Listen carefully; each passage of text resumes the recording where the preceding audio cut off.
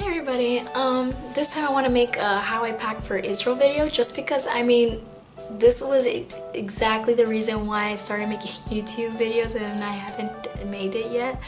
I originally wanted to help other people who are interested in coming for a year to Israel or for a long duration and how to prepare for it, because I honestly couldn't find enough or satisfactory material on YouTube or other places to prepare for this trip.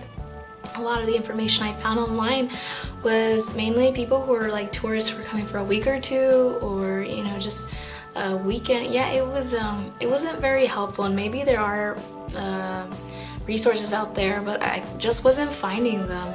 And it's not like I was coming here for a semester.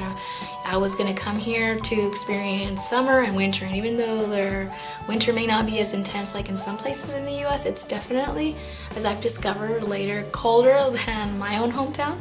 So there are about 3 things just to keep in mind to start with. So I hope this helps. Look at the climate for your study abroad city. That really helped me. I found out that it was going to be mainly January and February that were going to be the coldest months, so it's like around 40-50 degrees here.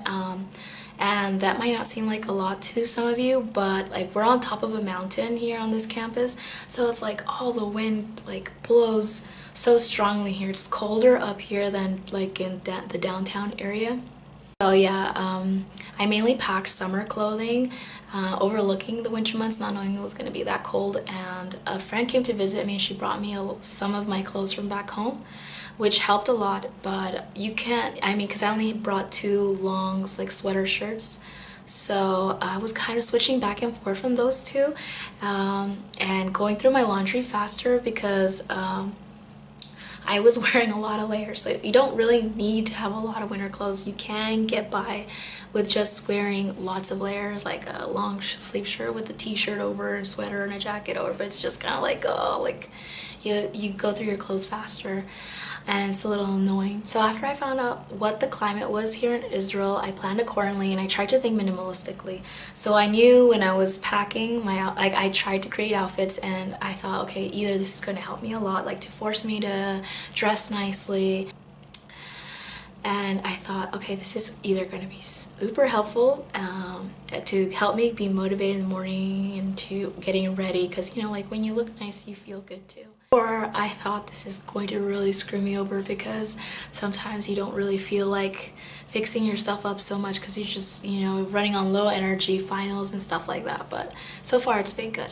I didn't just pack like nice clothes. I did keep in mind that I wanted to continue a workout regime, so I brought workout clothes, things that I don't mind leaving behind too. I've been looking up tickets on skyscanner.com and it's kind of hard because many of these cheap flights don't allow you to bring 2 large luggages, which I did, plus my carry-on. Sometimes they only let you bring a carry-on or they charge you for each large luggage that you are flying with. For this case is why I decided to bring a lot of things that I don't mind leaving behind, like some older clothes, like my workout clothes and my shoes that are nearly worn and that I can just finish off here. My backpack, which is kind of falling apart. So when I was packing, most of the weight in my luggage was actually like my shoes, like my hiking shoes. Those are super heavy. My sleeping bag and toiletries. While I was researching, I did find out some helpful things, like the fact that toiletries tend to be more expensive in Israel. So I thought, like, okay, I'm gonna try to save money. So some ways that I've been doing that is by like doing my own laundry by hand.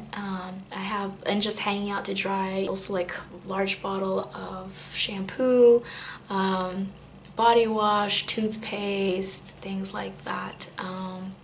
My facial creams.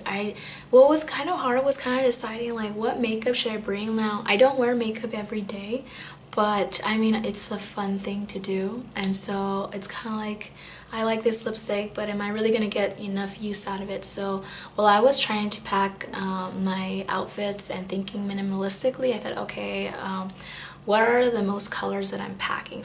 So I noticed that my outfits tend to have like pink or green, olive green, things like that, and so I packed just like 2 eyeshadow palettes, small ones that have like neutral tones, and a few, you know, lipsticks. Just keeping it simple. Even so, I haven't felt limited. I've even with a little bit of clothing that I brought over, I've noticed that I can do quite a few outfits, like putting them together, mismatching them and stuff like that. So that's what has helped me a lot. I do have a friend that is coming over, and I'm hoping to send one of my large luggages back with her with all my winter clothing and souvenirs, so that way I can pack lighter. I'll be able to take a cheaper flight back home that way. So that's how I'm planning, and I hope that it's helped someone. I'm sorry, like my voice is like a little hoarse because I got sick, but this too shall pass. So yeah, you guys, thanks for watching. Take care. Bye.